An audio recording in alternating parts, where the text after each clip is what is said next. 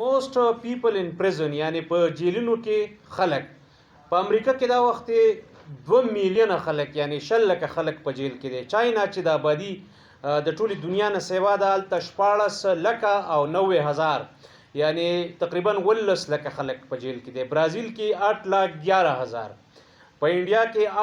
4 لاک 88 هزار، په رشیا کې 4 لاک 68 هزار، په ترکی کې 3 لاک 14 هزار، په تائیلینڈ کې 2 لاک 85 ہزار، په انڈونیشیا کې 2 لاک 77 ہزار، په میکسیکو کې 2 لاک 26 ہزار، په ایران کې 1 لاک 89 ہزار یا 1 لاک 90 ہزار،